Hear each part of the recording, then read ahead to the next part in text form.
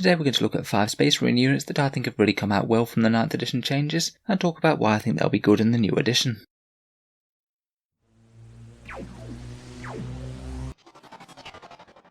Hello and welcome back to Auspex Tactics, the strategy focused 40k channel, where we're all about getting the most out of our miniatures on the tabletop. So with the 9th edition rules fully unveiled and points costs for all the units, we can now start to draw some conclusions as to what might be good. In this video I'll just be talking about 5 Space Marine units that I think will be played more than before in the new edition, and why I think that that's the case. Let's jump straight into it.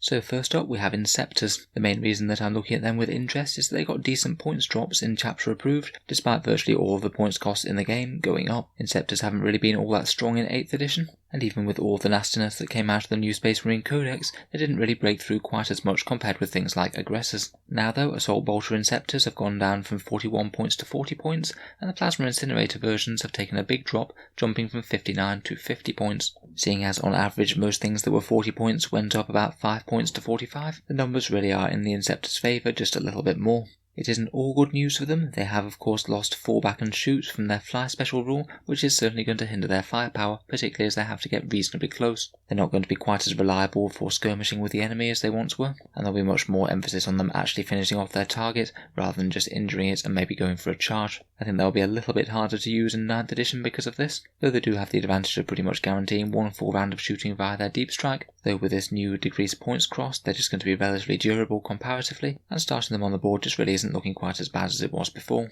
Smaller boards and more centralised objectives will certainly play well with their close range shooting. The Plasma Inceptors, on top of that massive points drop, have also gained the blast keyword on their Plasma Exterminators. If your opponent does have any units with 6 models or more, these guys could pretty much guarantee deletion on quite a lot of armies in the game. A unit of 6 of them for 300 points could be throwing out 36 overcharged plasma shots in 1 round of shooting. Very scary. At some point down the line I suspect that they'll gain the new plasma wording, meaning that they'd only overheat on unmodified rolls of 1s rather than modified ones, which would be pretty helpful as it means that they wouldn't be able to overcharge more when they're firing at flyers and things, and they could actually consider advancing and overcharging without it basically being certain death.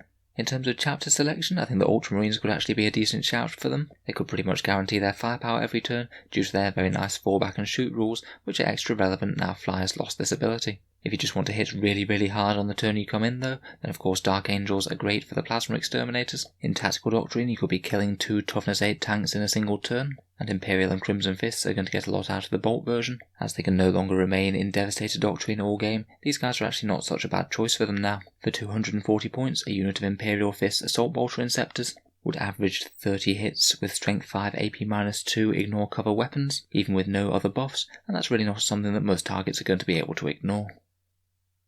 Next we have one of the most surprise improvements of the new points changes in Devastators, with Grav Cannons going down in points by quite a lot. For those that haven't seen them in use before, Grav Cannon Devastators are really quite strong. The normal tactic being to put them in a drop pod, jump them out turn 1, use the Signum and the Armorium Cherub for extra accuracy, and use Gravitic Amplification for re-rolling wound rolls and damage rolls. They're not very tough at all to return fire, but they are a unit that has a very decent chance of taking out more than its points cost on the turn it drops. I'm not entirely sure why, but the Grav Cannon dropped from 20 points all the way down to 10 points in the new chapter approved, and despite Devastators going up, this does mean that 4 Grav Cannon Devastators dropped from 145 points to 115. Again, seeing as virtually everything in the game went up in points, this points drop on an already very competitive unit is really quite surprising, and it means that the tactic is far more viable than it ever was. Smaller board sizes might hinder the drop pod's room to drop just a little bit, but if the Space Marine player gets first turn then it should have decent choice of targets, particularly with smaller deployment zones, meaning that more things should be in range of the 24-inch guns. I believe as well that if you really needed a get out of jail free card, then you could potentially use Desperate Breakout on the drop pod, even though it couldn't fall back, to automatically destroy it if your opponent did decide to use some shenanigans such as locking it in close combat. I believe there's nothing to stop you using it on a mobile unit, though please correct me if I'm wrong. For just 188 points in the new edition, for 5 Grav Devastators and a Cherub getting out of a drop pod with a Storm Bolter, these guys are nearly getting into auto-include territory for the Space Marines. With certain chapters you can also get even more out of them, such as the Iron Hands Doctrine allowing them to move and shoot, and also re-roll 1s on the first turn, meaning that those Devastators are going to be extra accurate, and you can also use the extra wounds on 6s stratagem, which synergizes beautifully with the Grav Cannons, usually wounding on 5s and 6s. Raven Guard could potentially use a version where they just lose the drop pod and use the Infiltrate stratagem instead for 1 CP, and to be fair most chapters could do very similar using strategic reserves now.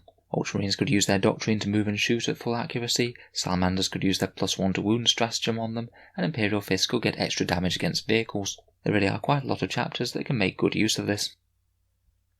Next up we have Primaris Outriders, one of the units in the new Indomitors box, and I think that several armies are going to find a home for them. 45 points per model gets you 4 wounds and 6 attacks on the charge at AP-1 with those Astartes chainswords. They also have a pretty decent range damage output with those bolt rifles, and while neither being absolutely overly strong in melee or at range, they are decently dangerous at both. Both White Scars and Raven Wing will be big fans of these guys, particularly White Scars as they lack any sort of biker close combat unit that isn't a character right now. By being able to advance and charge, White Scars could easily get first turn charges with these guys, plus their doctrine synergizes very well with them indeed. Getting 2 damage with those chainswords really makes them good against near everything. Raven Wing have some defensive buffs, being able to jink for a 4+ invul, and a whole ton of synergies and stratagems that really excel with large hard-hitting biker units. We will have to wait for a Raven Wing FAQ though to allow them to take that keyword, as at the moment they don't have it. Finally, even Blood Angels could be a very good shout with them. They have more synergy with jump pack troops, but +1 to wound is exactly what those strength 4 chainswords really want, meaning that they'll just hit ridiculously hard as a unit every time they charge. +1 to charge rolls doesn't hurt either.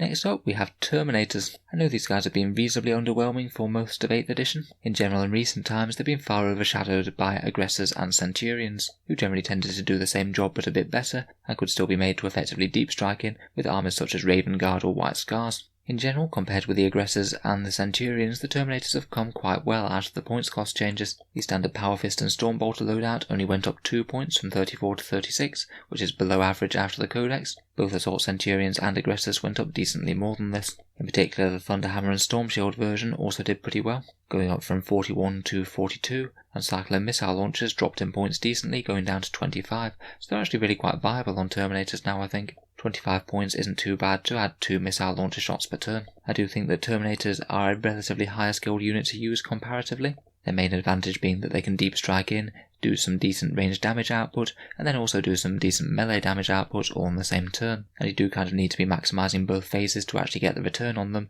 and then maybe try and pull something gamey like wrapping and trapping in close combat, which while still counterable now is still very useful. Terminators are honestly pretty good in a load of chapters. Possibly Space Wolf Wolfguard Terminators are some of the best, just due to the incredible flexibility of the unit, being able to combine any sort of Storm Shield, Storm Bolters or any of the combat weapons. Having +1 to hit on Power Fists or Thunderhammers is no bad thing either.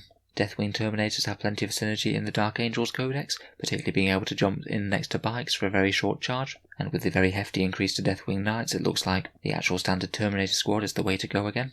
Deathwatch of course have access to special issue ammunition, and with the points hikes to veterans, the Terminators are looking a little better again. Again, Blood Angels Terminators might see a bit more of a look in, due to Sanguinary Guard and Death Company going up by a relatively high amount of points. White Scar's mobility is pretty excellent on slow moving melee units like this, and Black Templars can reroll the charges out of Deep Strike, again making them pretty reliable in terms of getting damage both in shooting and in assault. I don't think that we'll see people spamming Terminators everywhere, but I think that a decent unit of them will start to make its appearance in a few more lists. Finally, we come on to the Eradicators for Indomitors, which at least on paper look like they might be one of the Space Marine units to beat at the moment. Their shooting output is very strong indeed. They're 40 points a model, so at least reasonably durable per point with that Gravis stat line. And when they all focus fire on one target, they're going to be putting out 6 melter shots at 24-inch range for just 120 points. Even at long range with absolutely no buffs whatsoever, that's going to be doing something like 9 wounds to a standard toughness 7 vehicle, and you might quite easily be able to deep strike into melter range, either by using strategic reserves to come on the flanks of the enemy, or perhaps using Raven Guard Infiltrate or the Deathwatch Teleportarium when they get them, to just allow free deep strike into battle. Even with that very good base damage output, they can certainly get more from Space Marine Codexes. Salamanders Eradicators are just going to be very scary. Say if they came out of Strategic Reserve on turn 2, then they'll have +1 to wound on those melter weapons, wounding things like Dreadnoughts and Predator tanks on 2s with those melter rifles. And of course Salamanders also stack that with their Master Artisan style rerolls, rerolling 1 missed hit and 1 failed wound per turn. That combo has a really high likelihood of taking out near any toughness 7 or toughness 8 standard vehicle. White Scars could be very solid with these as well. Their chapter tactic now allows them to advance and shoot assault weapons without the penalty to their hit roll, so they could have a far larger threat range right from turn 1 starting on the board. Ultramarines have several decent buffing characters and could provide insurance against being locked up, jumping back and then still shooting. They could play very well in the Iron Hands Phyros Castle bubble, gaining a 5+ invul save and potentially a 5+ feel no pain from a Chief Apothecary, making them really hard to kill. And when Deathwatch do get access to them, I can see them being very popular there, both with Deep Strike to get close, but also just having a very efficient anti-tank platform that's infantry based. Special issue ammunition keeps the infantry covered, and these guys look like they'll handle tanks. Very scary indeed, and I could see 9 of these being an addition to Space Marine lists quite regularly. So let me know what you think of these units, and if there are any other units that you think might be seeing a lot more play now than before, then please let me know down in the comments below. It'll certainly be interesting to hear your thoughts. If you've enjoyed the video, then feel free to subscribe to Auspex Tactics, where we'll certainly be keeping the 9th edition Tactics content coming regularly. If you have been enjoying my videos, then any support on the channel's Patreon page is massively appreciated. Making all of these videos does take quite a lot of time, so if you are enjoying regularly, then any help keeping them coming would be great. Channel patrons also get a few other benefits, such as seeing 1 video per week early, regular votes to see what sort of things come next on the channel, and an automatic entry into the prize draw where I post out some big miniature kits at the start of each month. If any of that sounds good, or you'd just like to help support the channel, then the link is down in the video description below. In any case, a massive thank you for listening, and I'll hope to see you guys next time.